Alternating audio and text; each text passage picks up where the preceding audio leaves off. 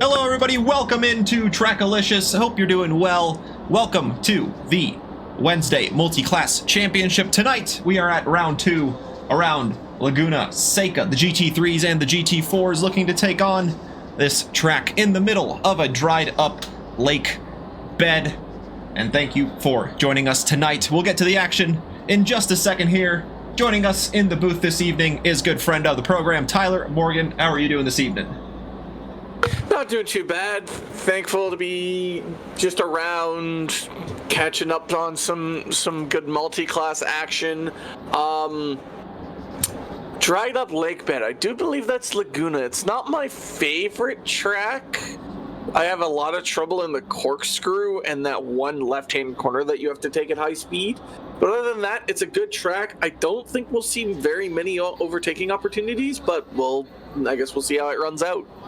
Yeah, multi-class always brings a certain other element to it, with the GT4s and the GT3s on track at the same time, and it is a very packed track out there tonight. 32 drivers around the 2.238 mile lap around Laguna. Not a lot of speed difference also between the GT3s and the GT4s, just separated by about 7 seconds in terms of the two pole position sitters. And so there are plenty of tight battles all throughout the grid. And of course, in this format, this season, the drivers have the entire week to set their best qualifying times for the grid order. So that way, when we get to the grid, we start our 75 minutes of racing ahead, which we will get to any minute now. Oh, that is a new format that I did not know about. When you said they went racing on the 30, I thought you meant like qualifying. That is a new format. It sure is. And the grid is set to get going for the start of the start of the race, I should say. So let's head to the track and get ourselves familiarized with how the GT4s line up. Tyler, take it away for our GT4 grid walk. All right, first up, as always in the GT4 category, why is it not shocking that this man leads on pole position? It's Neil Kervil in the Nova Hex Racing. In P2, lining up beside him is Michael Molda, Polish, in the Baller Squad Racing BSR Mercedes. Eric is going to be happy he's close to that. And then rounding out P3 in the top 3 is Justin Beachley. That is the top 3 for the qualifying order. Let's see who's rounding out the rest. Potts Weaver is in P4 in the Potts Motorsport Autosport. Wow, I'm failing today. He's going to be P4. Good old first stop always. Alex Freeman in P5, number 22, Aston Martin. Another Aston Martin being close in proximity, Dr. Porkchop in the number 71 Chop Shop Racing. Oh, I love the Beaver Tails logo. Now I want a Beaver Tail. Then you have Diego Mostacheros in the number 24 Aston Martin. So an Aston. And then lining up with Mostacheros is Brian DeSantiago in the NPG Racing 777 BMW Staple. Next up behind him is Gabriel I'm going to just call him Gabriel for now, in the Logitech McLaren G Challenge Racing. Next with him is Mock Speed in the I'm going to flip this Camaro number 145. And then in P28 is Joe Chiricola in the number 9 Camaro, so we might have some double Camaro action. And then you have Miriam Sacera in the NM Janetta. It's not a lot of Janettas on the grid, it's the only one. And then rounding out the bottom 3 is Barreto in the Man League Racing at number 6 Mercedes. And then in P31 you have Peke Juan. And then rounding out the back of the grid, another Aston Martin you don't typically see this far back is Andreas Mostacheros. That's the GT4 grid. The GT3 grid beginning to roll out on the formation lap, and it is the race winner from last week on pole. It's Kevin Yu in the Rust-eze Lightning McQueen number 95 Ferrari. Alongside him, second place finisher from last week, Ilpo Rutsalainen in the 404 Castrol Toms Lexus. Rounding out the top three, you have Tony Gold in the Coach Dave Academy number 91 BMW. In fourth alongside is Jim Reynolds in the 313 McLaren. He is representing BJ Racing this evening. Next to Mario Augusto Mariano in the number 45 Fair Play Racing Ferrari rounds out the top five. Muhammad Taufik in the number 92 M92 McLaren starts from sixth place. The front of the fourth row is the Honda of Devin Anthony in the Noobs R Us 664. Alongside him, the always colorful livery of Miguel Cicerone in the 999 Aston Martin GT3. In ninth, you've got Brian Zerline in the 25 Mustang, also part of BJ Racing. Then Eric Vanderbilt in the Practice Safe Apex's number 7 Nissan. He rounds out the top 10. Just outside in 11th is Soji Sakata in the number 44 Mustang. And then you have Alejandro Tapia in the number 14 Mex Motorsports BMW. Hezzy Thomas in the 59 Ferrari in the GT3 field. In the Dogbox Racing starts from 13th. And another Ferrari behind him, it's John Ryder, the Spare Parts Racing 619 starting from 14th. Matt Ogilvy in the Team WRT McDonald's number 75 BMW in 15th. Eric Bukasian in the Practice Safe Apex's team as well in the number 55 Nissan in 16th. Last but not least, in the GT3's Rally Dutchy in the 621 Mad Fox Sim Racing car. And just in time, the grid lines up in zipper formation, just one corner left before they get onto the main straight and start their climb up the hill into turn one, and then a hard braking zone at the Andretti hairpin to start things off. Can Kevin Yu get the early lead? It'll be tricky with Ilpo alongside him on the front row, and as they line up, we wait for the green flag to start our 75-minute race here at Laguna Seca, and a drive-through off the bat for the number 10. The Lexus gets a good jump. Tony Gold looking to get involved as well, trying to split the two cars, but Kevin Yu has the inside line. There's a lot of action behind the McLaren, tagging the BMW, and the Lexus goes spinning. Ilpo Rutsalainen stranded in the middle of the road, has to wait for the entire field to go through. Miguel Cicerone slicing his way through, and there's Jim Reynolds running wide in the McLaren. The BJ Racing goes side by side. It's the Mustang and the McLaren, but the Mustang lines up ahead. That took that one incident alone took out a good 25% of the field in that instance, because there was nothing Ilpo could do. He's in the middle of the track. You have a McLaren off to the side of the road that's going to lose 2 places to both Practice Safe Apex Nissans. Oh, never mind. He's going to fight. I think that's going to be Eric behind, maybe. But you got Alex Freeman now. The pit window is now open. You're going to expect to see a lot of drivers probably take it. I don't think Alex Freeman's going to box this early, but I've seen crazier things. That the Practice Safe Apex is taking the runoff to the side there. Going to lose some places for that. Alex Freeman currently sitting in 11th. According to the timing chart, according to the thing in the bottom right-hand part of the corner. This is gonna be interesting now that as you can see, the track order on the left, there's a lot of these Practice Safe Apex cars having a lot of trouble trying to find said Apex, as Potts Weaver is gonna try to defend against the Nissan, but he is just as slow. Holy crap, where did that Nissan get all that power from? It's the GT3 versus the GT4s, and with that incident, there is certainly a lot of mix-up, and around this tight track, it is very tricky to get those overlapping passes done, as the McLaren is doing there in the background. That's Taufik I do believe, in the number 92 now trying to go ahead of Pottsweaver into turn 4. As Pottsweaver opens the door, that's going to allow Diego Mostachero an opportunity to try and line up side by side. Into the braking zone of turn 5 they go. The McLaren has the inside, but Diego trying to find the grip around the outside. Pottsweaver leaves him just enough space, and they're still continuing to go side by side up the hill. Very quick left-hander at turn 6 before they shoot up the hill, and that's the WRT BMW of Matt Ogilvy facing the wrong way. All right, here come into the corkscrew now. Diego now has the inside line.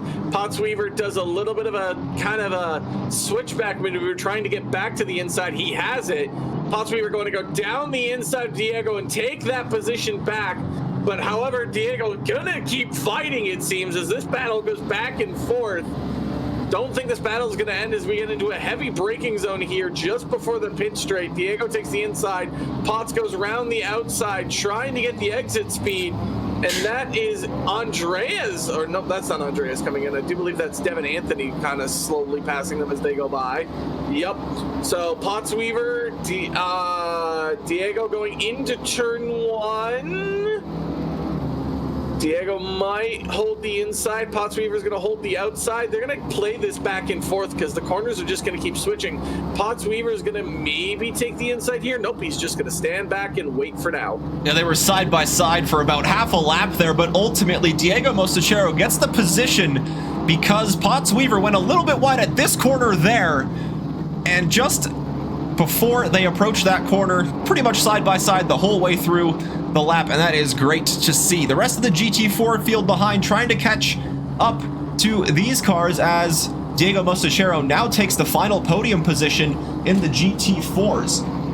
Amidst all of the chaos, it's Michael Moleda who leads in the GT4 category in the number 77 Baller Squad Racing. Currently sitting 13th overall. He's got Alex Freeman behind him, buzzing in that black and yellow Aston Martin behind, as he is also approached by Devin Anthony in the GT3 Honda.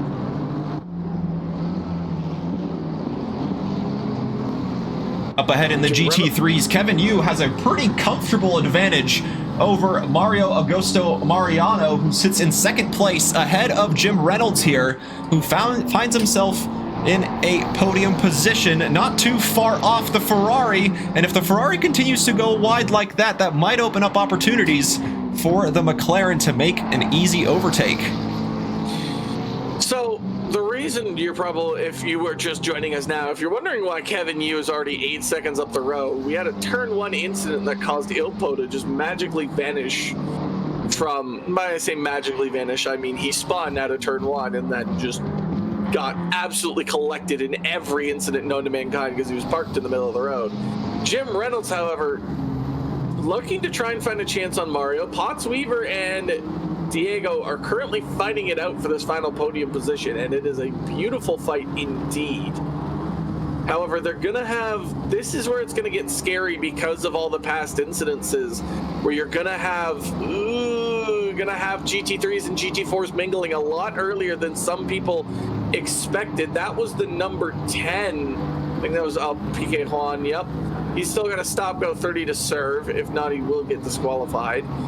So who do we have here? We have Pottsweaver chasing Diego. Who's that behind? That's another, looks like an Aston, but it's an Aston GT3. That's Andres Mostachero, who's worked his way all the way from the back of the field up to 5th place. And there's Diego going into the pit. So that releases Pottsweaver into some clean air, although not really a lot to offer here with how tight and packed this track is.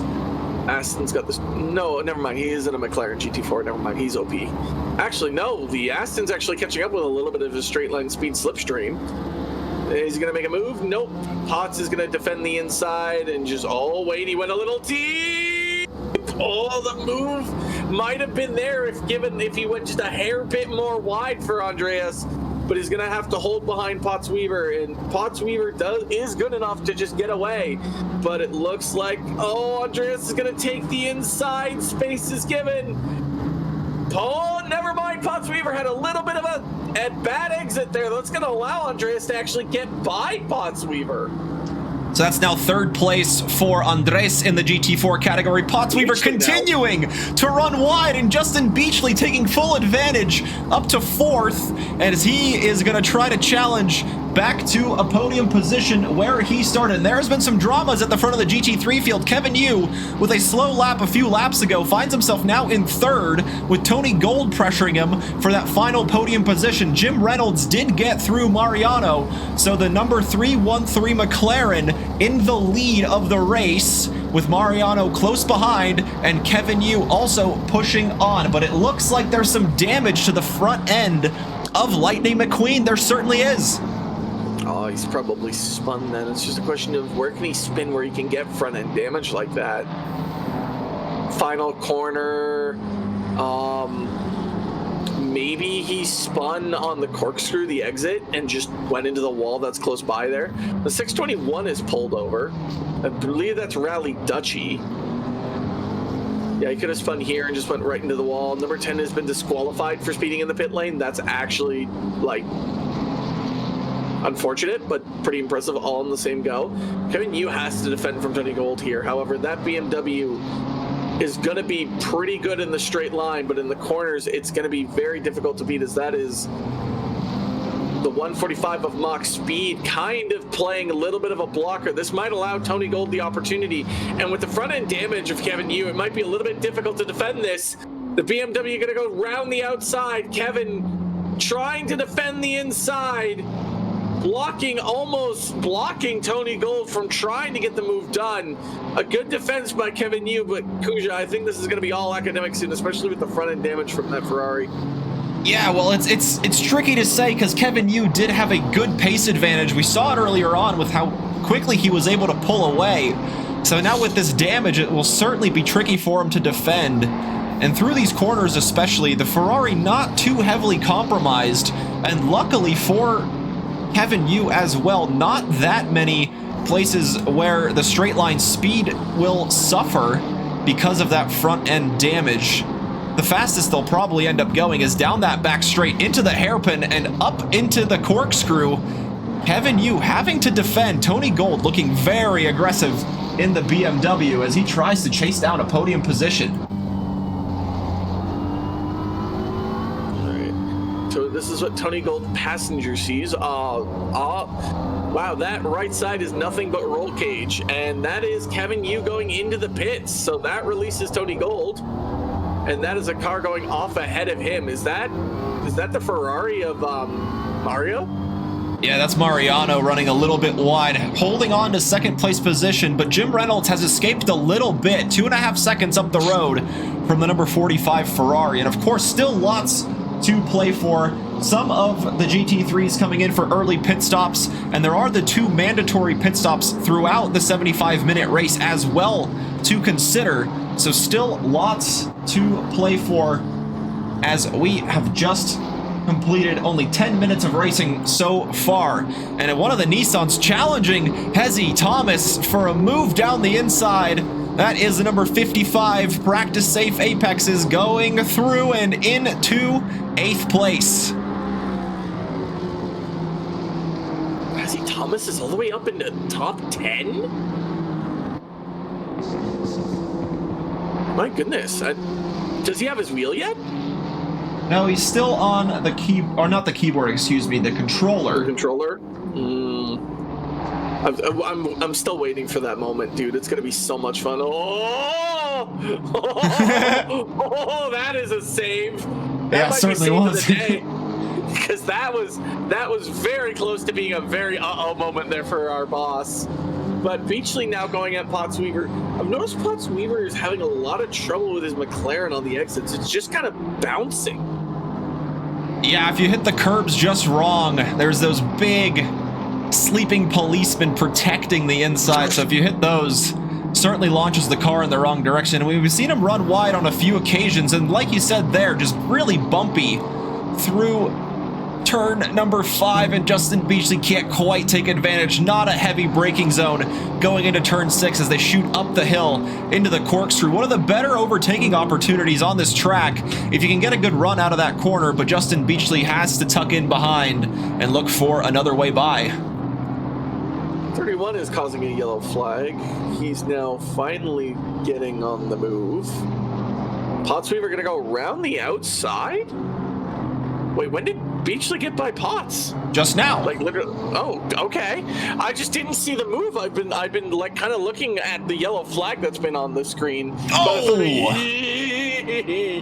Good accident avoidance on both drivers there, mostly on Pottsweaver to not absolutely slam the rear of Beachley.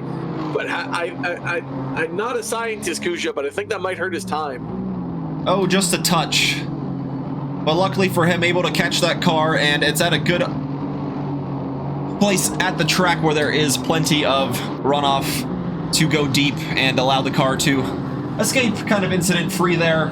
At the GT3 field, Tony Gold, he got through Mariano, so he's in second place. Now a 2-second gap separates him from Jim Reynolds in the lead after 9 laps. Cheers, Lily. Thanks for the hydrate.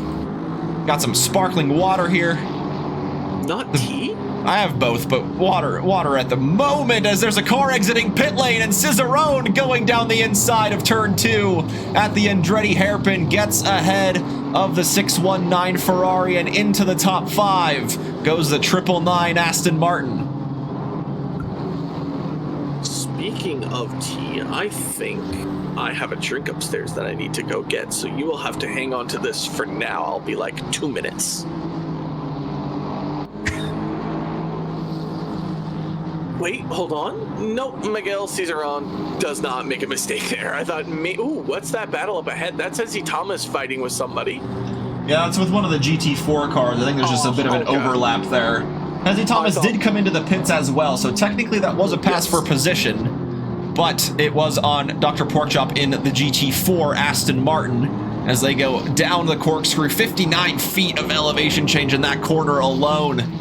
Just a blind crest into a blind apex before just taking a car for an absolute roller coaster ride down the hill. Does it count for a pass for position if it's a GT4? Like, I understand it technically is a pass for position. Yes. Because, it 21st into 20th.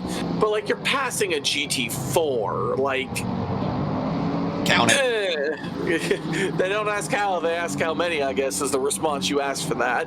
Count it. I do love that Castrol oil livery. That's actually quite nice.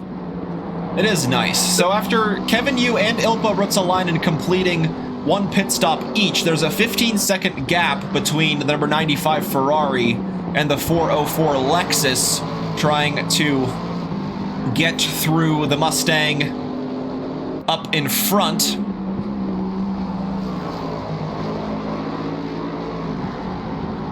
And Kevin Yu trying to do the same with some GT4 cars up ahead. That's Justin Beachley, who hangs on to 4th place in the GT4 class as Kevin Yu taking a pit stop.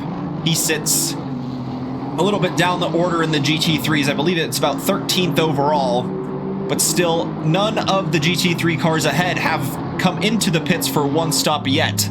So lots to continue to play for here as he goes through Andres Bostachero, who rounds out the GT4 podium in that 105 Aston Martin GT4. So that's Sarah with a drive-through. Or actually, no, stop-go for speeding in the pit lane. Eric had a spin on the exit of the final turn, so he's lost a few positions. Tafiq is fighting Taipei there. Ooh, down the inside, maybe. Oh, a little bit of touching. That's a little bit of a argy-bargy, as that is Eric behind. No, that's not Eric behind. That is the number 6. I think that's one. How many drivers did you say are driving tonight? We had 32 starts. We're down to 29, I believe. A few getting taken out from the incident. Thanks, Coco Krusty, for the raid. Welcome in, everybody. Hope you guys had a great stream. You join us about 20 minutes into the 75-minute race at Laguna Seca. It's round 2 of the Multiclass GT3 and GT4 Championship. You guys just tuned in and saw Muhammad Tafiq overtake Alejandro Tapia for 9th place in the GT3 class, but still lots to play for. 2 mandatory pit stops and the field getting jumbled up from the start with a pretty big incident into the Andretti hairpin at the start. So before I have to get up and go do something for like 2 minutes and I'll be back, it'll be quick. How do you feel last year's format to this year's format? Which one do you like better? Well, I mean, we'll see. It's hard to tell. It's only been 1 race so far. I actually do like the play from the 619 of Ryder, because he defended the inside because De Santiago was on his outside in a GT4, so he didn't allow Vanderbilt to even get a position where he could maybe even think about an overtake because he had to worry about the GT4 across. Yeah, and it's always that kind of situation with between the GT3s and the GT4s and their overlap, and just hoping you can pass them at an opportune time down the straight and not disadvantage one car or another, as the number 7 Practice Safe Apexes continues to chase down the 619 Ferrari of John Ryder. There is plenty of action all the way up and down the grid. Soji Sakata pressuring the other Practice Safe Apexes Nissan of Eric Gukasian, rounding out the top 10 for the time being. But as we said, still lots to play for, with the drivers having to serve those 2 mandatory pit stops. Jim Reynolds did come in from the lead of the race, and he has about a 12-second gap over Kevin Yu as we continue to wait for Tony Gold and Mariano to enter the pits as they ride out the lead, or ride out in the lead, I should say, of the GT3 category. What do you think, Kuja, would be the best strategy here if you were driving? Because if you think 75 minutes, 2 mandatory pit stops, if you wanted just like, because like think, if you go like 45 minutes, that gets you to what, 30? Correct. So then if you do 45 minutes, that's 1 pit stop. You have to pit stop again. So you're almost inclined to take that early pit stop. I mean, the craziest strategy would be staying on for like 60 minutes and then doing 2 pit stops in a 15-minute window. That would be the craziest thing.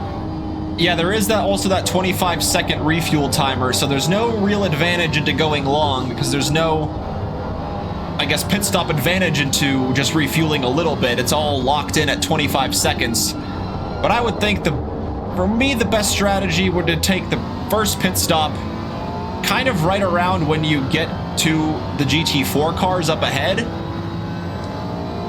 I would think that would be one of the best times to stop. Just keep boxing to avoid traffic?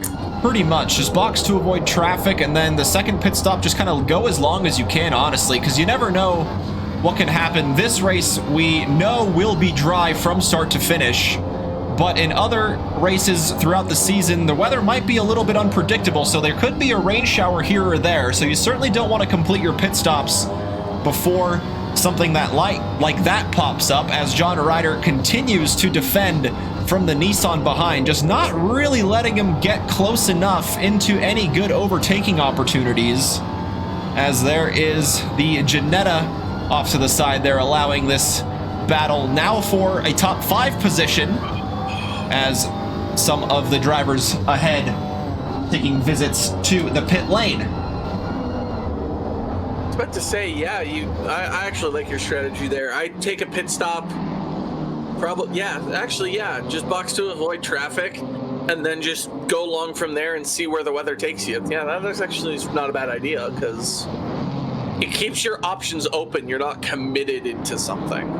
Yeah, we saw Ilpo do that strategy quite often last season in the GT4s, where as soon as traffic approached him, he would just kind of pull into the pits, as that is the number 31 with a yellow flag just up the road from these drivers here. This is Brian DeSantiago battling with Joe Chericola for position. Both of these drivers yet to complete a pit stop. So this is a battle for position on track, as the BMW tries to get past the number 9 Camaro and move into 21st overall. And he's lining up a move around the outside here. Joe Chericola forced to kind of go down the inside. Can the 777 keep the grip?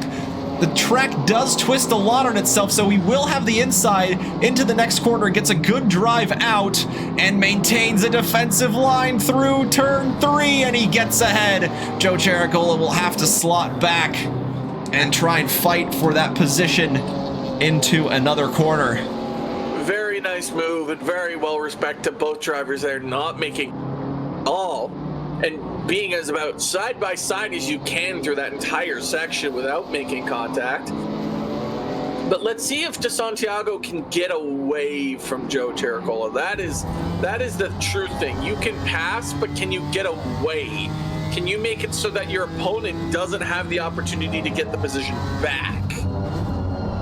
That, as a driver, I find is honestly the hardest thing. Like, you can make the overtake, but like, you also have to worry about, and like, if you know you have a significant pace advantage over a person, that's fine. But if you make an overtake on someone that you know has the same pace as you, it's kind of like, okay, I made this pass, now I have to defend. So you go from one mentality to the next. And sometimes for some drivers, that's a little bit difficult, as we have Berto chasing down Mach Speed. This is a battle, of course, for position. Both of these drivers have come into the pits and served one of the 2 mandatory pit stops. João Pedro Barreto looking to get the position. The chat favorite from the Monday rookies looking to prove his skills here in the Wednesday multi-class, chasing down the Camaro of Mach Speed in the 145, as that is the GT4 race leader behind them, Moleda in the number 77, trying to work his way through these cars. And there is Miguel Cicerone in the very colorful GT3 Aston Martin. A bit of a wiggle from Mach Speed on the exit, almost allowed JP Barreto a move down to the inside, as Cicerone is getting very close to the wall there, trying to efficiently clear his way through the GT4s, and he does just that. I was scared for a minute. Barreto was like drifting inside, and I'm just like, Cicerone, he's coming.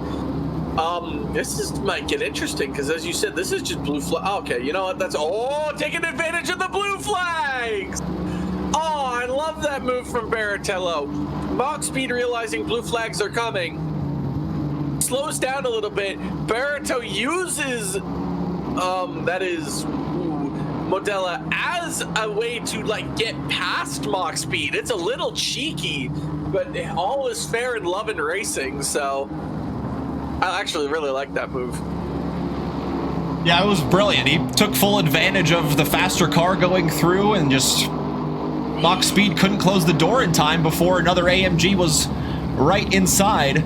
And good move from Barreto. Now, can he, like you said, Tyler, take advantage and get ahead? That wiggle out of the corkscrew won't help, as Mach Speed now very close to the bumper of the AMG, but running wide out of Rainey's curve.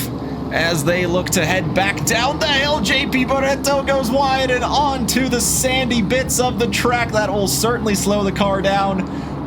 And this battle really continuing on here. Of course, both of these drivers have taken a trip to the pits, so this is for legitimate position out on track. And with a majority of the GT4 field still yet to stop, these two might find themselves in a good position overall in the GT4 category. You say that as Mach Speed goes heavily down wide into turn 1. He's still on track. He didn't lose the car. He's keeping it in the right direction. Oh, what was I gonna... Brian DeSantiago gets a speeding in the pits penalty. The 777, after getting the overtake done on Joe Chericola, takes a trip to the pits, but does so a little bit too quickly as he gets a stop-go 30. So, interestingly enough, I wonder, 2 pit stops. Definitely gonna add. Yeah, he just dipped a wheel onto the sand in the braking zone there. The BMW really wanted to oversteer there. Yeah, I watched it. I'm like, wait a minute. The BMW is not supposed to go that way. Whoa! No, Jesus. That's Vanderbilt cutting through the second part of the corkscrew. This is a battle for position as well. It's Ogilvy versus Vanderbilt, Nissan versus BMW for 4th and 5th place. Hey, this is the battle we just watched with Baritone Mach Speed. This is going to get interesting. Oh, down the inside goes Ogilvy. Oh, he's going to kind of get blocked off. Oh, he got in front. Oh, that's so amazing. I didn't think the BMW had any space to do that. Yeah, the Nissan just the BMW, the Nissan. Yeah, he just got a great drive out of the corner, going deep into turn 2, opens up the inside, and Matt Ogilvy taking full advantage of that. Slots his BMW now up into 3rd place overall. And Tony Gold, he pit from a podium position. He gets a stop go 30 in the 91 BMW. Has someone knocked over the pit board or something? Did I miss the memo? It's very possible. Like, dude, because, like, we've had way too many speeding in the pit lane violations. Like, I was worried about track limits here at this track, because it's kind of a little bit unforgiving, especially on those exit curves. But, like, oh no, DeSantiago had a stop go. Now it's Tony Gold's turn. Oh no. And he came out of the pits right behind Jim Reynolds, who is in the lead of those who have completed a pit stop. So this would have been an absolutely close fight between the McLaren and the BMW, but unfortunately Tony Gold having to take an extra visit down the pits here as the battle for 3rd and 4th both take a trip down the pit lane. Ogilvy and Vanderbilt pit in the BMW and the Nissan battle we saw just about a lap ago.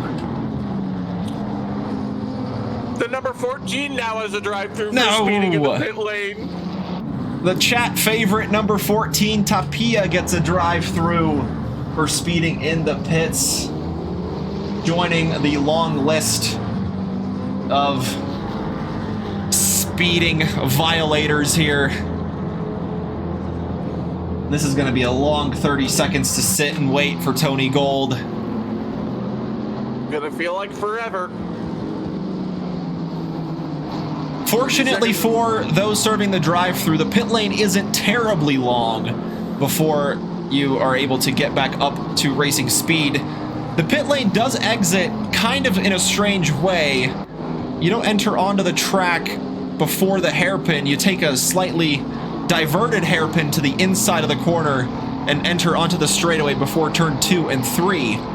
So it is still not worthwhile, of course, taking an extra trip into the pits, but nonetheless, continuing on. All right, cleared. The number 91, Tony Gold. The stop go is cleared. He's now fallen into 9th. I think Barito is now is the first driver to in any category to complete all their pit stops. Yeah, he sure is. As that's Kevin Yu in the Lightning McQueen Ferrari going through in his efforts to chase down Jim Reynolds. The gap's right around 2 seconds, and there appears to be a good amount of GT4 cars up ahead on the road. Actually, not too many, just one. The number 9, and then the 31 just slightly up. But nonetheless, 2 seconds the gap between Kevin Yu, who's now in 3rd overall, and Jim Reynolds in 2nd, with Mario Augusto Mariano still yet to take a single visit down the pit lane. What happened there? That was the 31? Yep. Now back in the pits, unfortunately. So, Cizeron is in an interesting position here. So was Zerline, but they're 10 seconds back of Kevin. So it might be you know what's funny? Ilpo got spun out, had to wait basically the entire lap, or like pretty much like 15-20 seconds for the entire field to get through. He's now went up to 6th. Yeah, he took an early visit to the pits and had to unfortunately repair a lot of damages, it looks like, but putting in some great consistent laps here despite all of the action on track The 404 Lexus is still running in a good position and is sitting in a great place to pick up a top 5 finish. We still have to wait for Mariano to pit at least once to see where he will come out relative to Ruotsalainen, although the 45 Ferrari was battling with Jim Reynolds and Kevin Yu before the McLaren and Ferrari pit, who are now sitting in 2nd and 3rd place.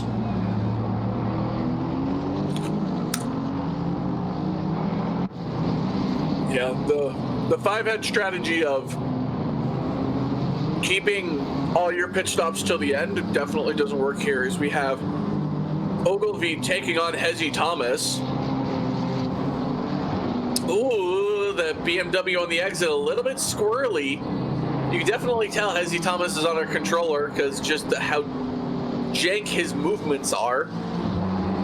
Down the inside goes Matt, and that was easy work done by the McDonald's BMW, as Hezzy Thomas will look to just try and follow behind. Ooh, save it. Great save. Thank you for the raid. Hope you guys had a great stream. Welcome in. And let's get to the racing. 42 minutes remaining of round number 2. Hezzy Thomas going deep in the corkscrew and nearly losing the car, as we have the JP Barreto fans arriving in full storm. He is taking a visit down the pit lane here. And he has actually, for a while. Yeah, unfortunately, JP has been sat there for quite a while. I'm not sure what happened there to friend of the chat, Eric Ocasio, sliding, trying to find the grip in the Nissan, working through the leader of the GT4s, Michael Moleda, in the 77 Mercedes there. Eric's favorite GT4 car, as he has to work his way through in the 55 Nissan. Currently sitting in 11th place, did complete a pit stop. He's about 5 seconds behind Devin Anthony in the 664 Honda, going through turn 6 just up the road. So in terms of the GT4s, neither Potts Weaver nor Molda have done a pit stop yet. Yeah, perhaps just going for that long strategy here. As you said, pit around the halfway mark and then pit a little bit later on. There's Kevin Yu going through. Kevin Yu got through Jim Reynolds. There's the McLaren behind, so Kevin Yu out in the lead of the GT3s, who have completed at least one pit stop. And right as we say it, Michael Moleda into the pit lane. There's the brake marker. It's still alive. From what we can see. Correct. Pretty sure the 31 is speeding in the pit lane. Oh no, who is the 31? That's Sarah? Yeah, that's Sarah, Marion. That's Sarah in the pits.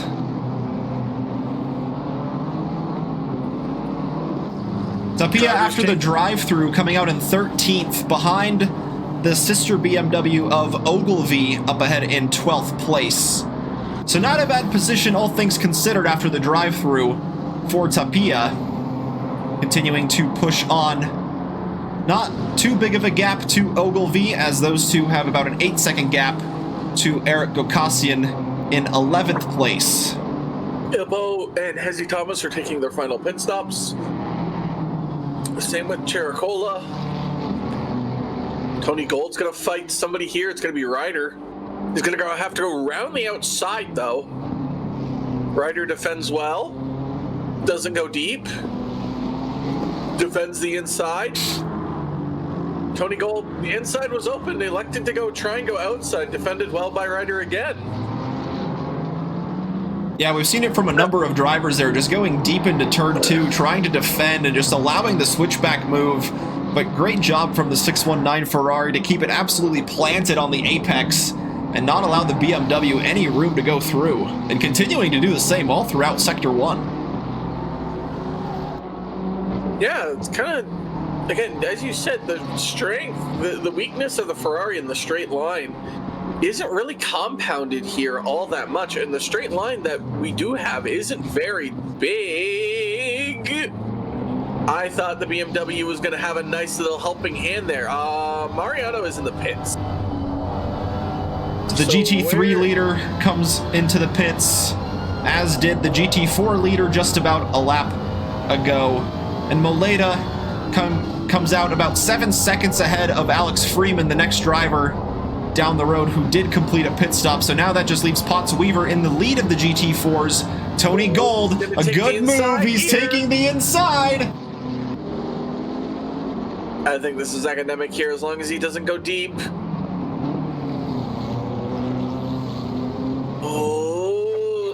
The door was open. The door was then shut by Tony Gold.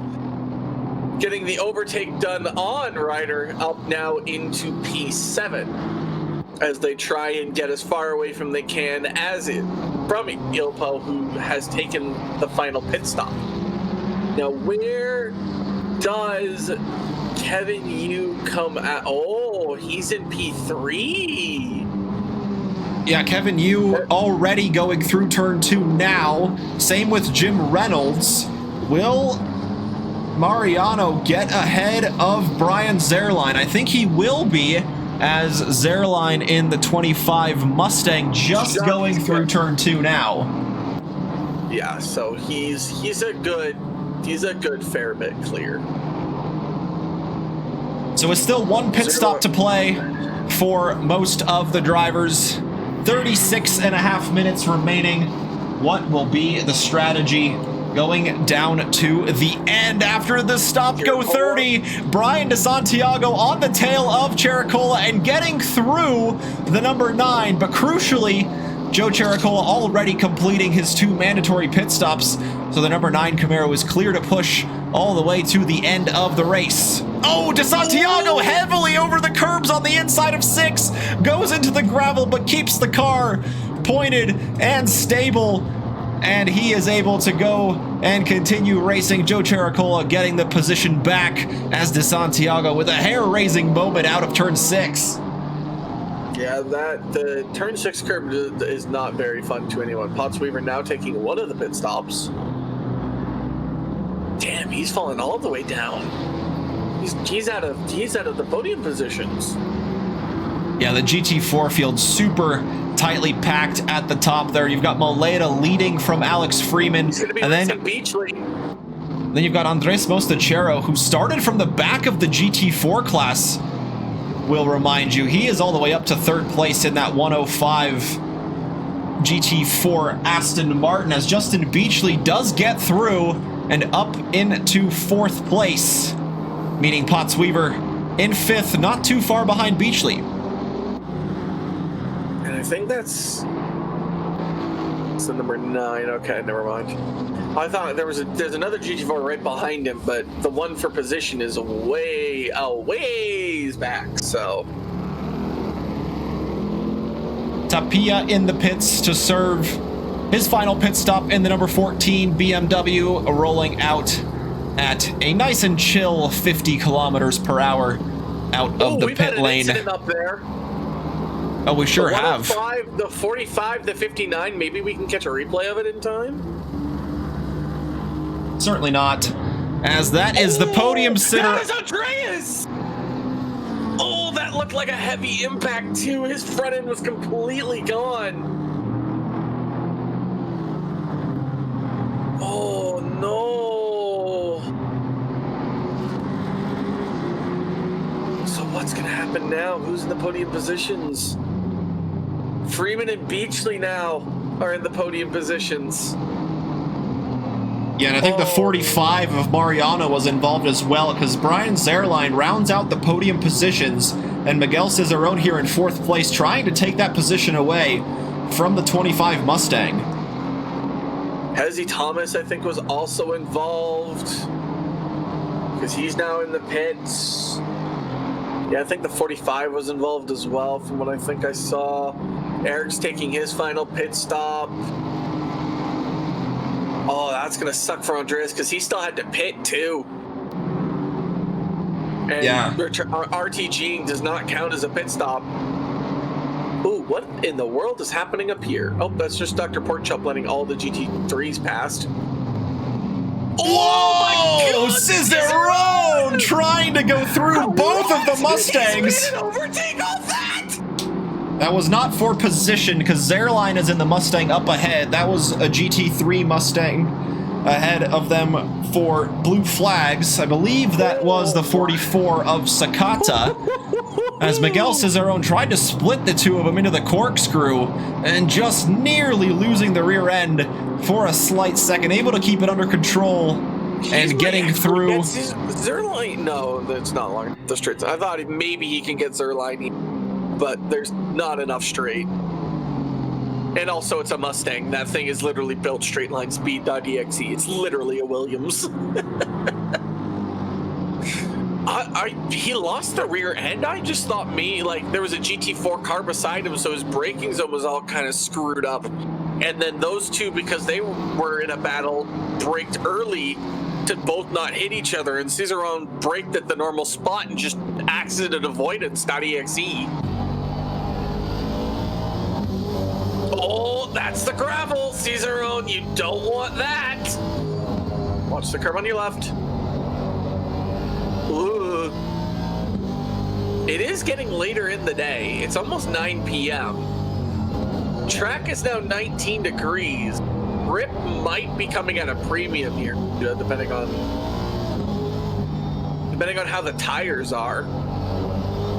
Yeah, and depending on exactly when they stopped as well, the tires might be coming to the end of their life. The Aston getting so close to the bumper of Brian Zerline. Is this one of those moments where Miguel Cicerone might be thinking of performing an undercut strategy and going into the pit lane and just trying to get it ahead of the Mustang on strategy, just trying to weave side to side here, getting closer to the Mustang, but in the straight line speed, that V8 inside of the Ford just able to pull away, not allowing Cicerone any opportunities to attack into the Andretti hairpin, as he will have to wait for another opportunity. Like, he's getting him in the corners. That's like Aston over Mustang. The Aston wins in the corners every single time, but he's not going to be able to get him in the straight line. I think if you can't get him here, you box. That would be my strategy call here. If you can't get him by the time you get to pit entrance, you box. Or in this case, you box opposite. Because he gets him coming out of the corkscrew. Like, he has the grip. Oh, I say he has the grip, and he just goes, oh. Yeah, box opposite Zerline here. That is the call coming from the broadcast booth here. Yeah, that Aston just super easy to lock up under low grip moments. Right over the crest at the corkscrew. Certainly one of those where the weight just absolutely coming off of the wheels and the super easy to lock them up. But Cicerone able to handle it, at least going through the corkscrew cleanly. Might not quite on the optimal racing line there to stay close to Brian Zerline, but nonetheless, the Mustang also just can't really pull away to a big enough gap to the 999 Aston Martin here. Again, like I said, he's getting him in the corners. The corners is not the issue. It's literally just the straight. That's the only spot where he's not gaining. Again, like, you and I don't often disagree on strategy calls and stuff like that. Like, this seems like the most perfect optimum box to overtake. Because that's kind of how overtaking works here at Laguna. It's pretty much strategy based. Because, like, this Mustang is just making itself fat. But he's not really finding any spots. Like he's trying to take different lines and it's just not working. He just box here. I mean, even if he wanted to box, there was a car blocking it. Like, ladies and gentlemen, just watch. The Aston doesn't gain all that much in the straight. No, he's really not, and especially down the very short straightaways at Laguna Seca. At least that is kind of the nice thing for the Aston Martin, is that the straights aren't really that long, so the Ford can't run away quite that much. And here in the corners, especially at the end of Sector 1, the Aston just getting so close to the Mustang. Kevin Yu's done his pit stop by the all. This looks like it's about to get sketch. Tony Gold wants Vanderbilt, but can't seem to find it. Just because Beachley, and I do believe that's Dr. Porkchop. Oh, by the way, ladies and gentlemen, there's Kevin in. You know,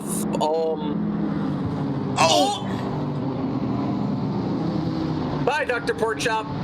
Yeah, Dr. Porkchop just getting bumped out onto the gravel there. Tony Gold going through Justin Beachley. Kevin Yu trying to squeeze through as well. Unfortunately, Eric Vanderbilt getting shoved back into 7th place behind this duo here. Kevin Yu and Tony Gold on different strategies, with Kevin Yu already completing the 2 mandatory pit stops so he can go all the way to the end. Cicerone in the pits after not being able to overtake Brian Zerline. And Mariano in 4th has spun out of turn 9 as these cars here begin to approach closer and closer to that number 45 Ferrari. That's taking a lot of time. Cicerone's now in the pits, by the way. He has boxed. He has, in fact, decided box to overtake. Finally. Finally, someone listens to us. I think Tony Gold might be safe. Unless Kevin decides he really wants this place.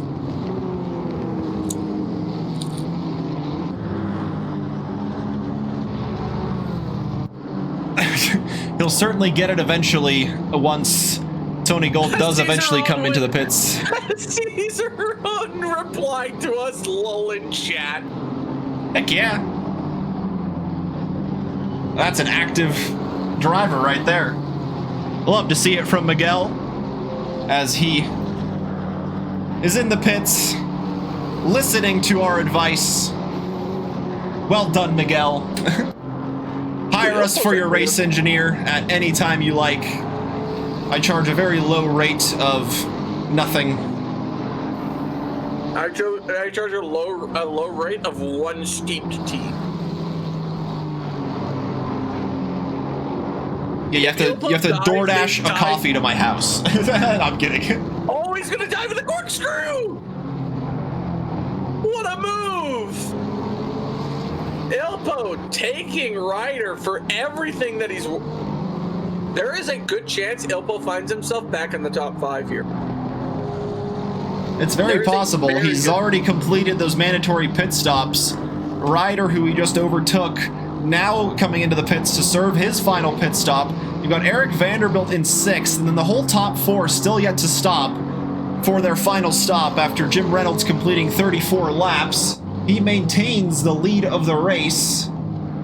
Haven't really had to say his name much. He has checked out quite a good margin ahead of Brian Zerline by about 16.5 seconds.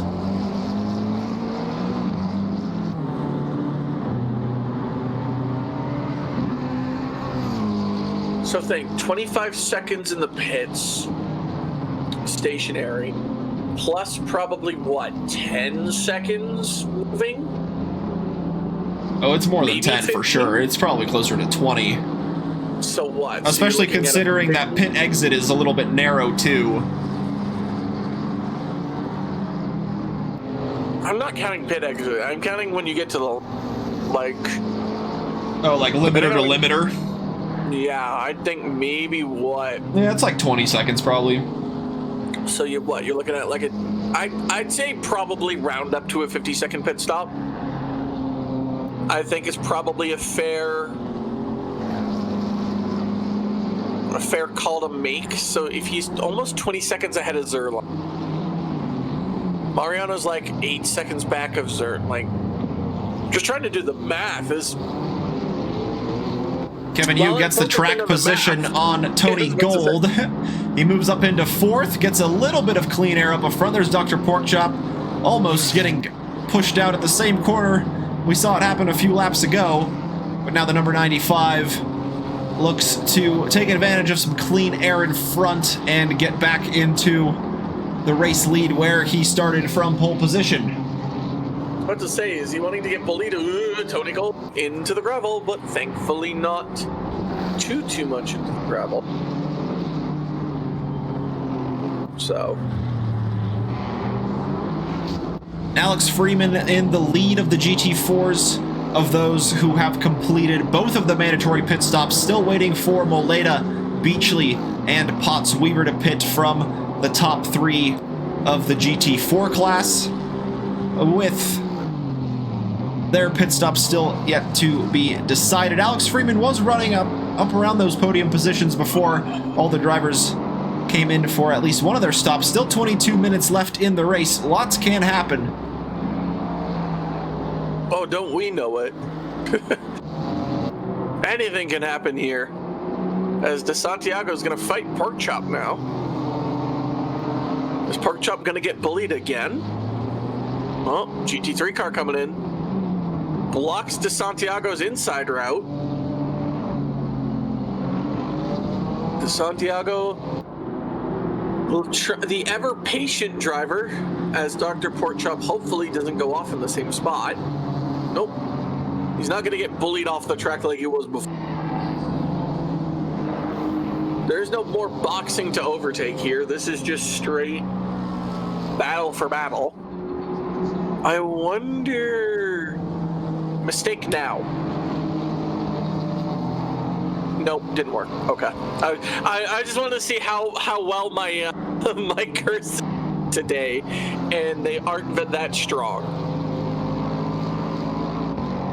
One day, your powers will be back, and then it will be an instant fight. Porkchop having to defend the inside for the corkscrew. Brian DeSantiago getting very close, gets a good exit as well. And into Rainey's curve, turn 9, down the hill.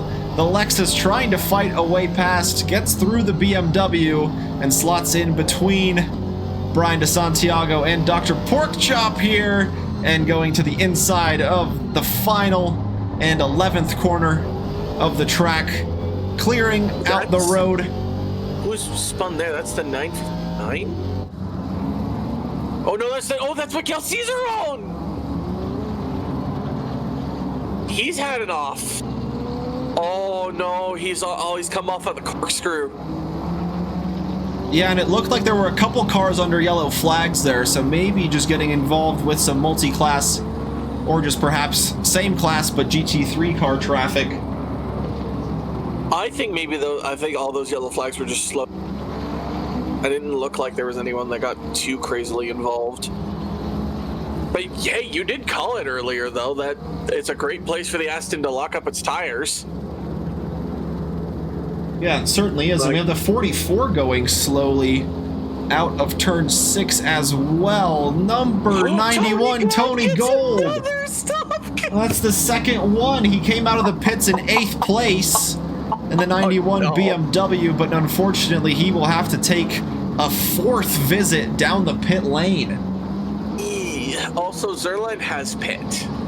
Zerline is currently actively in the pits right now. And Kevin Yu has already gotten past him.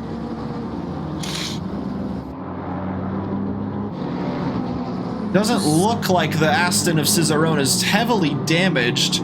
So fortunately for him, he will continue on, but did lose a considerable chunk of time there on that previous lap in his efforts of chasing down Brian Zerline in their battle that they had earlier on, before Miguel Cicerone listened to the broadcast booth and came into that pit stop to try and get the undercut, but unfortunately for him, that incident will slow down his chances as Brian Zerline already escaping back onto the track.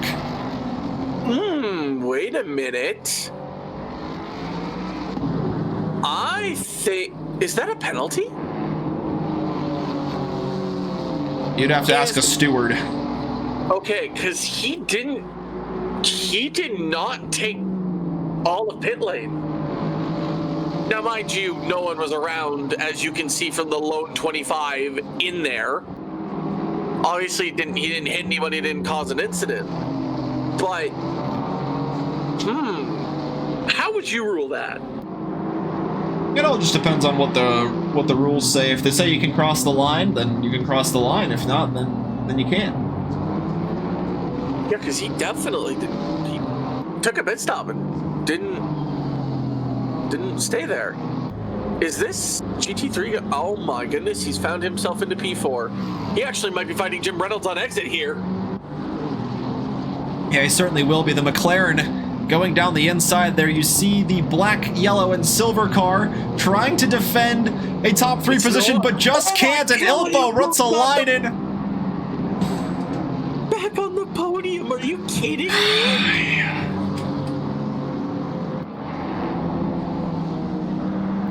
Wow. Great by Ilpo.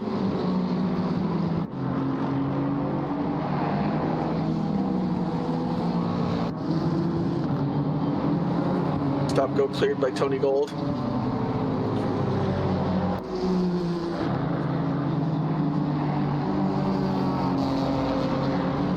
Santiago now trying to go for Dr. Porkchop. He's going to go around the outside. Unavailable to do so. Currently, he's been stuck around here for a few laps now. Oh, that's a little bit of a deep exit there by Dr. Porkchop. This might allow De Santiago finally an opportunity. Zerline, though, going to come in and crash the party and not allow Dr. Porkchop to kind of get back at De Santiago. So that is a position gained for the BMW driver of De Santiago. And Dr. Porkchop, I don't think is going to be able to get that position back. Yeah, Brian De Santiago escaping a good bit up the road. Michael Moleda in the pits as well for his final stop. And yes, it is, in fact, Eric in 14th. Now make it 13th in the number 55 Nissan. Using the stealth mode. No lights activated, trying to sneak up on the drivers and get an overtake done in that fashion. Kevin Yu in the lead, gets ahead of Mariano, who still has to make a pit stop in the number 45 Ferrari. Where exactly will Mario Augusto Mariano come out? Will Ilpo be able to sneak on through? I think he will. He's just 20 seconds behind, so this might still be a second place finish for the 404 Lexus, having a very up and down and back to up race here.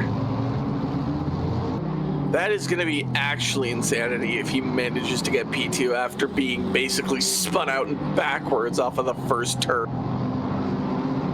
That's going to be a mighty drive. Even for someone as skillful as Ilpo, that is a mighty drive. Like, absolute respect to that. Potts Weaver still needs to make a pit stop as well. So he's in the lead of the GT4s, but yes, he does need to complete that pit stop still. Moleda retains the lead ahead of Alex Freeman of those who have completed both pit stops, as Freeman might hang on to second place with Beachley in third. It all depends on where Potts Weaver comes out in the mix after he comes in to serve his last mandatory pit stop of the evening with 14.5 minutes left on the clock.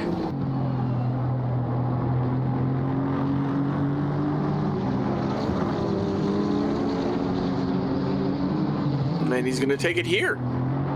Don't get a drive-through. Yeah, we've seen all sorts of strategies tonight. Some drivers taking both pit stops before the halfway mark of the race, others pitting right at the halfway mark of the race. As unfortunately here, JP Barreto still stranded in pit lane here. I think maybe he pit and just decided to just stay there and just leave his race rig. Yeah, just watch the race and see what happens. He's just pit RTG'd and just left it there. Let's see, does Tapia have a chance to get to 10th place?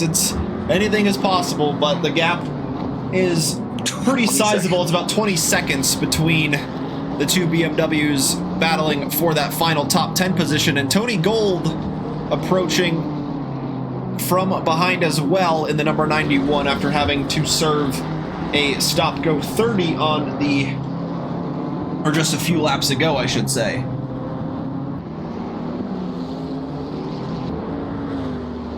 Yeah, anything's possible, but as Kuja said, that gap is pretty substantial. Where's Mario going to come out? Because Cizeron may have been his competition, but that spin of the corkscrew may have ruined chances of getting a top 5. Yeah, Mariano now is going to, I think, has a solid hold on P5. Again, Kevin used 20 seconds up the road from Ilpo. So I think barring an absolute collapse... Wait. Kevin Yu was in the lead. Ilpo was second. Who was third at the start? Was it Jim Reynolds?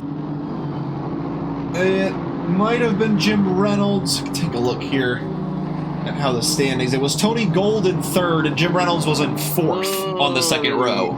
I was about to say, wait a minute, someone's missing. Okay, so that's who's missing, Tony Gold. Well, mind you, he's had 2 stop goes. Yeah, but even then, good perseverance from him sticking it out and up in 12th place as it stands. He's going to chase Tappy for 11th. If he's got the pace. He's still got 12 minutes. Yeah, still a good amount of time to go with the BMW flashing through Mach speed there through turn 10. Some dust getting kicked up from the cars ahead. There's Hezzy Thomas and the BMW, who Tony Gold is trying to chase. Yeah, this battle's already picking up. Wonder if Hezzy slowed him down.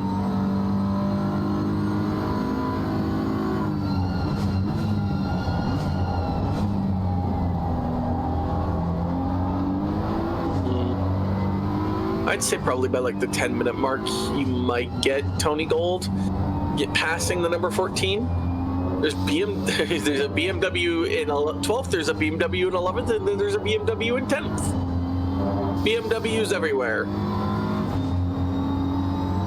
Oh, there's a slow-moving Mustang. I believe that was the 44 of Sakata.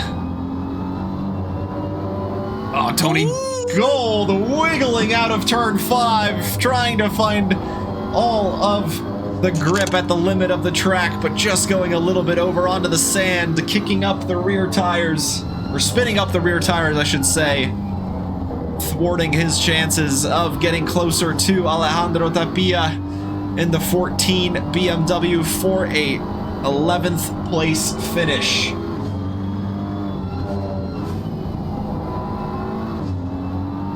Oh, there's Potts Weaver. As Potts Weaver did come out in 4th place in the GT4 class. He's about 11 seconds behind Justin Beachley for that final podium position, so I think that long strategy might not just have worked out here for Mr. Potts Weaver. But still, a 4th place finish is good for him. I believe that is the position that Potts Weaver started this race from.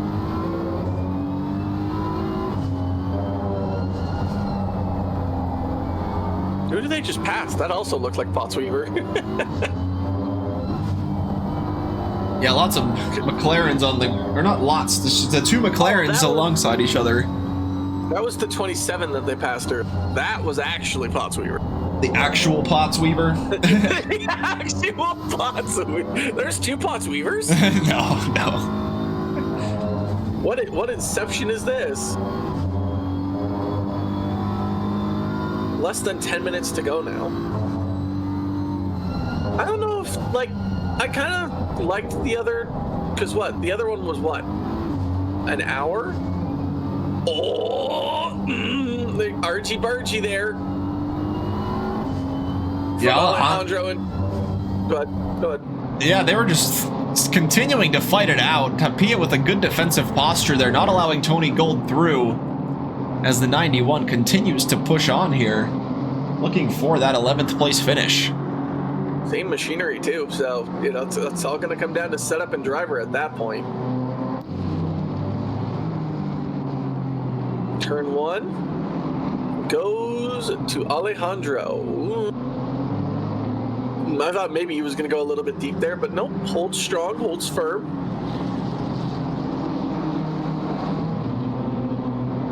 Yeah, once again, Tony just having to drop back a little bit here and just fight for the position in another place here, just waiting and waiting for a good opportunity, but just can't quite find it. I think Tony Gold, from what I've been watching, is better in Sector 2. He definitely seems better in Sector 2 and like the beginning of Sector 3. But then Sector 1, he's not really getting it. Oh, that is Justin Beachley. This could get interesting. Ooh, Beachley. Oh! That's it. Oh, I kind of saw that coming when... Yeah. Alejandro couldn't get by Beachley. Ooh, he's got to wait. Yeah, he can't. Okay, reversing. Normally you just want to probably hold your brakes there, but reversing was indeed an option. Yeah, and here finally a good gap for Tapia to go back into. Unfortunately dropping to 12th here, but he might be fighting Eric Gukasian in the Nissan. Hey, sneaking on through. Yeah, he heard our remarks, not wanting to sneak through anymore. Maybe the race stewards had something to say. Oh no, Tapia. Oh, I thought he was going to have to go down pits. But still remains out on track, 13th place, as Eric Gukasian moves up into 12th. That might actually not Eric Gukasian, excuse me. No. That was the other Practice Safe Apex's car of Eric Vanderbilt.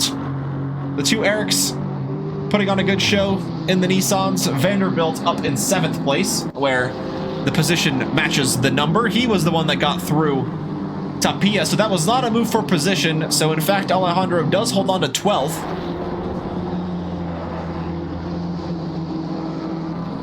Oh, damn. I was looking because Eric actually passed the number 25 of Zerlang, who was actually on the side of the road there, and then I saw him bat the 25 battling with someone, but it's the 75 of Ogilvy, not the 45 of Mariano. I was excited for a minute, but alas, my hopes and dreams were dashed. So with how close Ilpo and Jim Reynolds came out of the pits, Ilpo with a sizable 10-second gap now over the 313 McLaren, rounding out the podium positions. Yeah, just I wonder exactly what would have happened with the pace of the Lexus compared to Kevin Yu without all of that at the front. Yeah, certainly getting mixed up, but provided a good bit of action for us here this evening. I do believe we saw it enough last year.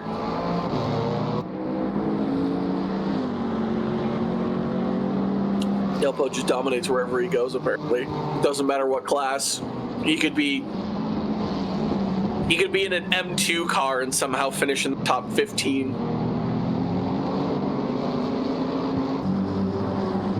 Yeah, certainly possible with Ilpo. I mean, in round number 1, he came all the way from the back of the grid up to 2nd place in a wet and wild race at the Circuit de Barcelona, Catalunya. And in this one, he has had to endure much the same after starting from the front, pretty much going to the back of the grid and fighting his way through all the way up to 2nd place again in round number 2. I can't wait to see that lap 1 incident when we all get to meet up with the drivers after and watch the stream back, watch the replays back. That's going to be fun to look at. We've unfortunately lost Alex Freeman. He is no longer in the race, which will promote Potts Weaver up to the final podium position, and Justin Beachley moving up to 2nd place. When did we lose him? About a lap ago. Did his PC explode? Yeah, I wonder if there was some sort of connection issues there for Alex Freeman. He was in a pretty comfortable position ahead of Justin Beachley. About 5 seconds was the gap between those two podium sitters. But yeah, I was just looking at it and I just couldn't quite remember who was running up in the podium. But then it hit me, there's no Aston of Alex Freeman. They're always trying to, again, you know what? It's a conspiracy at this point. I'm just gonna go conspiracy theory. It's gotta be. Eric just wants to see the AMGs finish 1-2. Yep. Yep, that's all it is. That's what I'm thinking. That's what it is now. Oh, that was a BMW that got stingy on exit. Yeah, certainly did. As here, good showing from Eric Gukasian, just joining tonight in the 55 Nissan, starting from the back of the GT3 field up to 13th. I believe we had 17 GT3s start. So he has made his way up the field quite well, avoiding any major dramas and chaos. Now, you know what? I have a question now. Why is he not in a Mercedes? He talks all this grand about how the Mercedes is the best car, how all this stuff. I didn't even okay, hold on, time out. I'm stopping. I didn't even realize the logo that he has on the top of his car. Oh, yeah. Practice safe apexes, my friend. Oh,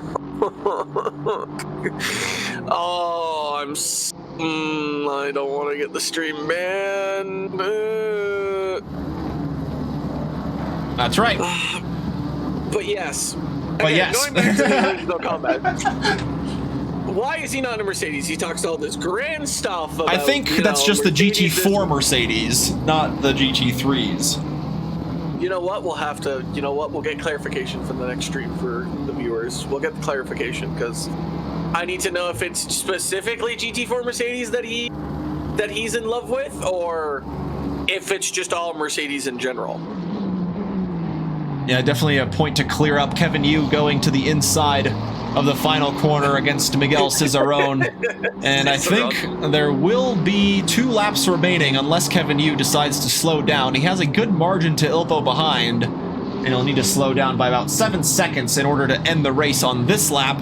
So we'll have to wait and see what the number 95 decides to do exiting the final corner. Cicerone did not make that difficult. He was just like, here, take the inside. I don't want to do this no more. Yeah, he certainly didn't need to with him being in 6th place in the 999 after that incident at the corkscrew saw him lose a bit of time to the grid in front. About 8 seconds behind Mariano, rounding out the top 5 for the GT3s. Oh, and nearly losing it there at turn 5. A very slippery part of the track. And yes, Xander Zone, we will hashtag blame Eric. Always. So I'm quickly just going to look at the race. Oh, next week's gonna suck. Oh, next week is gonna be sad. Oh, that makes me sad. I don't look forward to that. I look forward to the week after, but I don't look forward to that one. You know what? Maybe I'll drive in round 7. I like the idea of driving in round 7. Right, man. Neither is on the final lap. Give it all you can. So Kevin, you in fact not slowing down, taking the final lap with 5 seconds to go. So this will be the last racing lap for the drivers to decide their finishing positions in tonight's round number 2 around Laguna Seca. I can only imagine if that costs somebody fuel. Oh, is it me or did that Mercedes just like dig into the ground there for a minute? Yeah, it looked like just a quick little stutter there from the GT4 race leader, Michael Moleda, who it'll be pretty fun to see here. The 2 leaders finishing pretty close together on track here. Is the 71 driving slow waiting for the leader to pass? It's very possible. Snetterton slander will not be tolerated. Okay, listen here. The only reason I don't like Snetterton is 2 things. One, that weird kind of chicane right out, like a high-speed chicane in the middle of a straight. And then the quad apex of absolute insanity followed by an immediate left-hand turn. But that doesn't matter. What matters is that Kevin Yu wins down in Laguna Seca by a very substantial margin. And in P2 will be Ilpo, and in P3 will be Jim Reynolds. That for sure is fact. What place are you in now? So Kevin Yu makes it 2 for 2 on race wins in the Wednesday Multiclass Championship. Michael Moleda joining this evening, making it race win number 1 for him. Ilpo Ruotsalainen with a great climb back up to second place to finish on the podium in the 404 Lexus. Jim Reynolds moving up a position from where he started up into third in the 313 McLaren, making it a pair of podiums to start the season for Jim Reynolds. Justin Beachley already taking the checkered flag in the second place of the GT4s, and Potts Weaver doing the same as he will take a podium in the GT4s. And just quickly running through the rest of the order. So Kevin Yu on top, Ilpo in second, Jim Reynolds third, Brian Zerline in fourth, Mario Augusto Mariano will take the top 5. Then you have Eric Vanderbilt 6th, Devin Anthony 7th, John Ryder 9th, Matt Ogilvy rounds out the top 10, Tony Gold 11th, Alejandro Tapia finishing in 12th, Eric Gukasian in 13th, Soji Sakata in 14th of the GT3 class. Then the GT4s, Michael Moleda takes the race win, followed by Justin Beachley, then Potts Weaver to finish out the podium. Diego Mosachero 4th, Joe Chericola 5th, Brian DeSantiago with a good fight back after having a penalty up into 6th place. Dr. Porkchop 7th, Gabriel Frere in 8th, and I can't quite remember who was at the back there, but nonetheless, that concludes round number 2 on track this evening. We love to invite our podium sitters for a quick chat of how your guys' race went on in the green room. I'm watching the green room. That's my job. If anything else, that is my job. Yeah, no, that was fun. That's the first time getting to see the new format. Definitely interesting to say the least. I still don't know whether I like it or not compared to the old format. I do think the idea of just going straight into racing is not a whole idea. Give drivers the entire week to do qualifying. But no one currently in the green room yet, though. Nobody seem to want to talk today. Or at least the podium sitters don't want to talk today. Well, kind of disappointing. That's just how it goes. Sometimes. Yeah, I do like how the new format opens up a lot of strategy options, with the 2 pit stops being one of the new features for this format. And yeah, I think that just provides a good bit of action, especially in those races that might have variable weather. You never know when the right time to pit is, and you might just have to come in early to change tires onto dries or wets or something like that. So yeah, I'm very excited to see what it can provide in terms of races like that. But we've had one completely wet race-ish, minus 1 lap at the beginning, and then a completely dry race here at Laguna Seca. All right. We have Beachley and we have Reynolds. So we have... Oh, he was there. He is now gone. Literally, just as I pressed the button to move him in, he disappeared from existence. That's just how it goes sometimes. No, I did not move him to the wrong channel. That was the first thing. That was the first thing I was worried about. Did I just ban him? Did I just do something I was so stupid? No, he just moved. Congratulations, Beachley. Nice P2 after Alex Freeman decided to just disappear.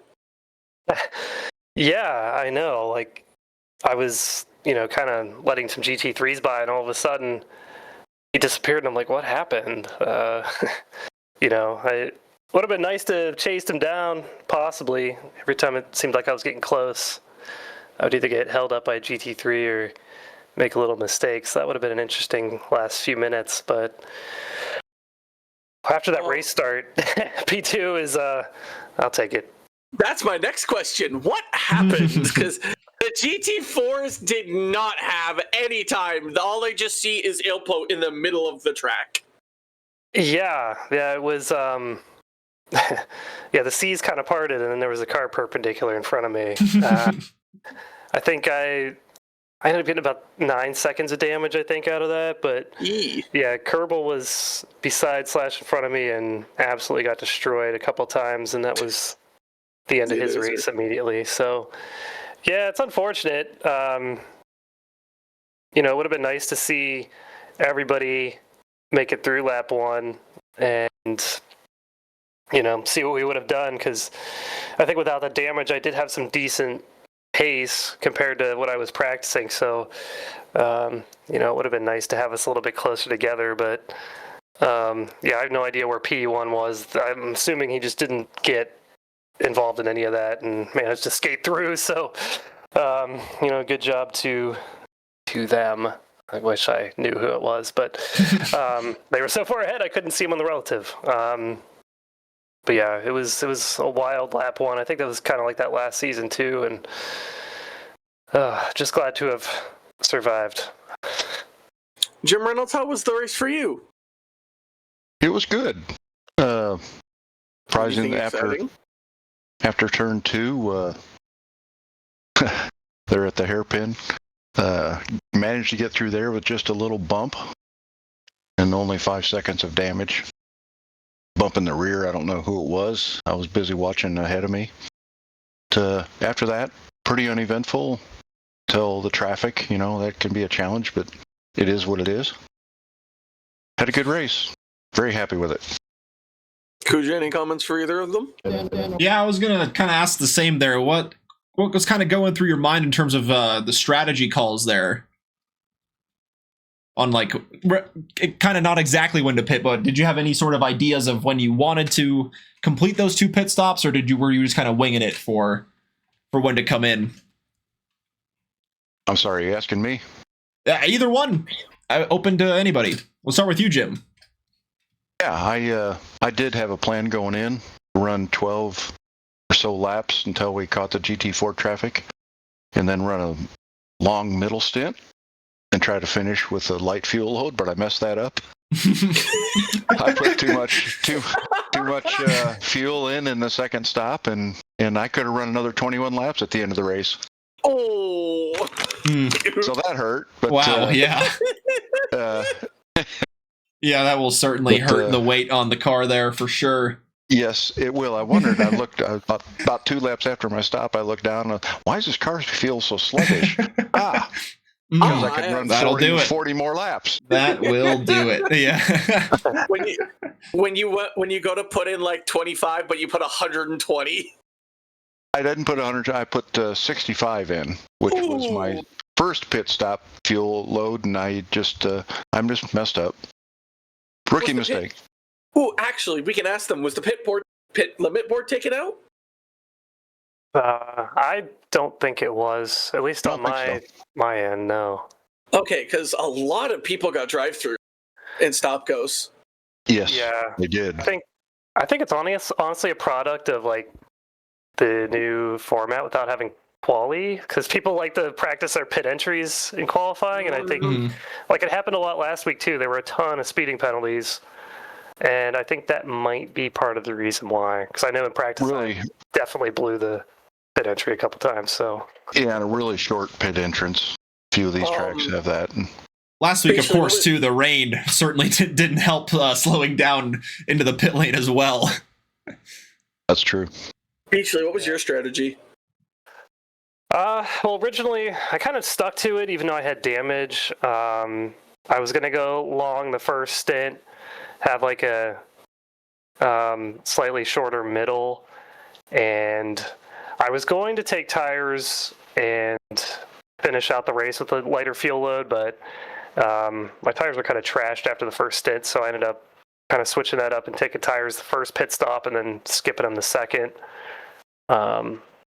which, you know, I mean, it kind of worked out. I don't know if I could have got away without fixing damage, so I don't know if that 9 seconds would have made a difference in the, grand scheme of things, but I just would rather have felt comfortable out there than, be trashing my tires on some damage. That's just how it goes sometimes.